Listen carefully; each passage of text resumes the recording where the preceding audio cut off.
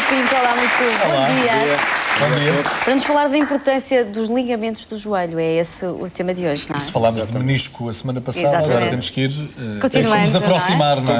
A continuação do tema da semana passada, no fundo, dando valor agora aos ligamentos, que são as estruturas que nos mantêm, digamos assim, os dois ossos que fazem a articulação e que permitem que os ossos se movimentam e mantenham sempre as relações corretas entre um e outro.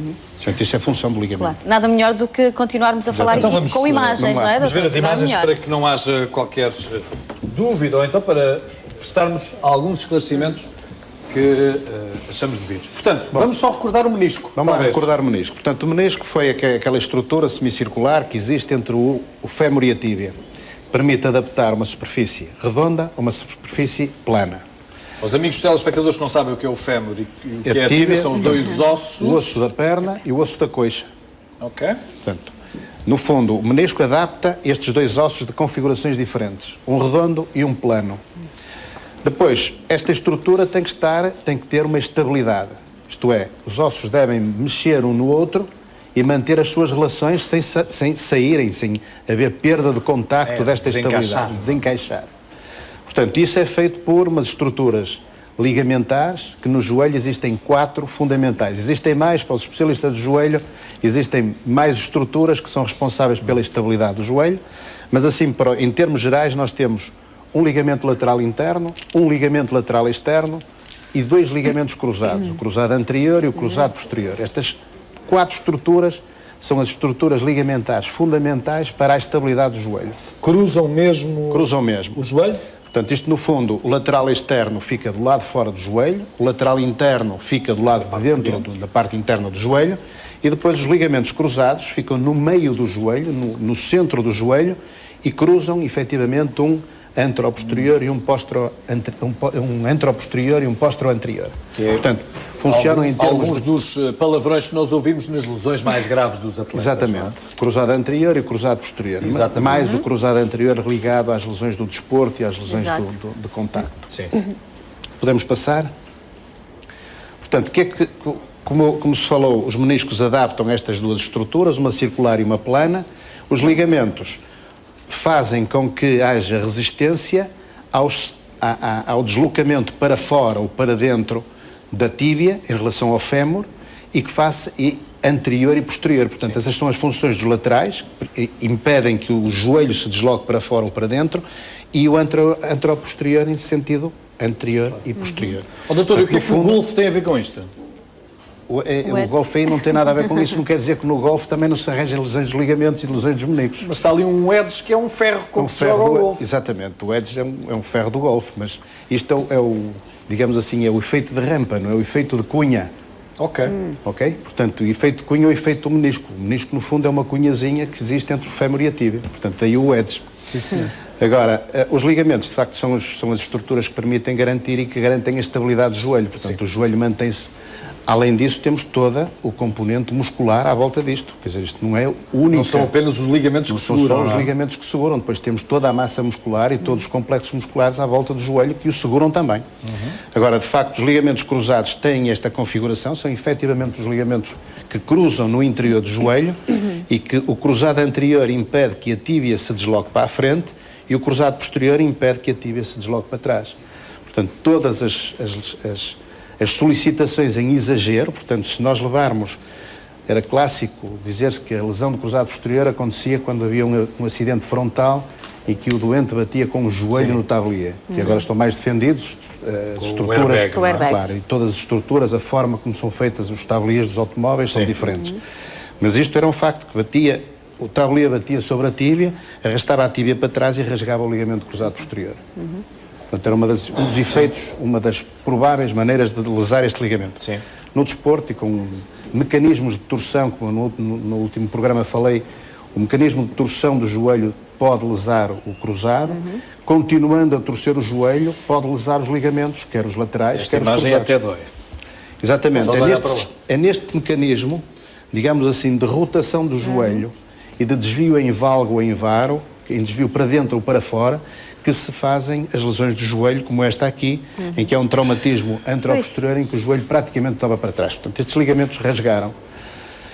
Estas lesões podem ser isoladas, nós podemos ter uma ruptura isolada de um ligamento lateral, podemos ter uma ruptura isolada de um ligamento cruzado, mas muitas vezes elas combinam-se consoante a violência do traumatismo, começam-se a combinar. Podem ser o ligamento medial, o colateral interno, o cruzado anterior, o menisco, e à medida que vamos associando mais lesões, vamos associando mais gravidade e pior prognóstico para a recuperação dessas lesões.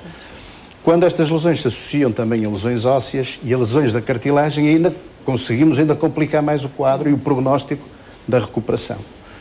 No fundo, com uma lesão destas, nós temos atualmente possibilidade de tratamentos, muitos tratamentos, a maior parte deles por vias minimamente invasivas também, com apoio da artroscopia, podemos ver também.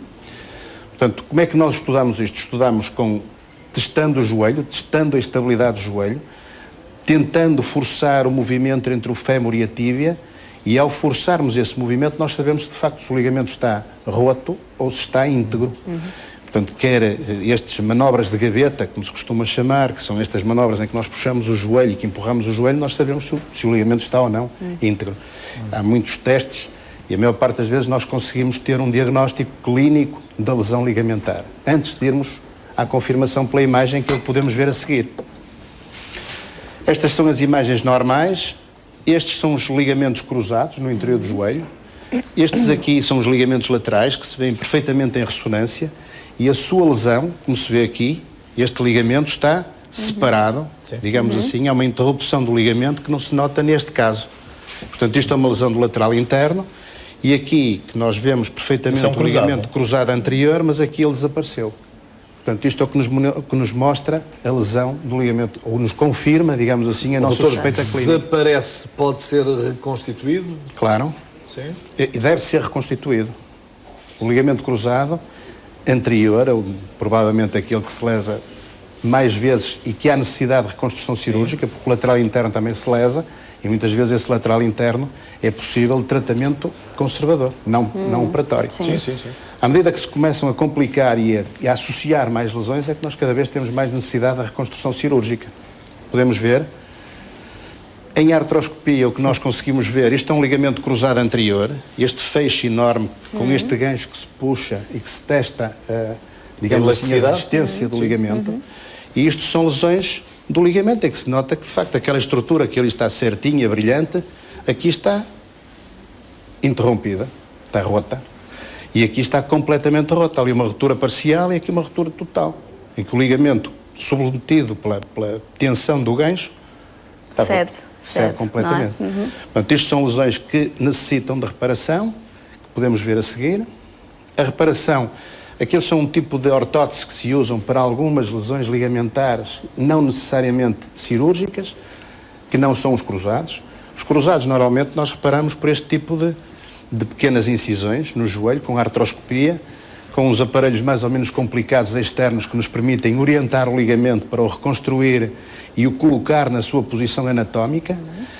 O ligamento, normalmente, nós fazemos uso de um tendão que possamos dispensar para substituir esse ligamento, é o que se nota do próprio doente. No entanto, pode-se ter tendões não do doente, mas habitualmente, a maior parte das vezes, o que se faz é do próprio doente. Não há próteses que possam substituir?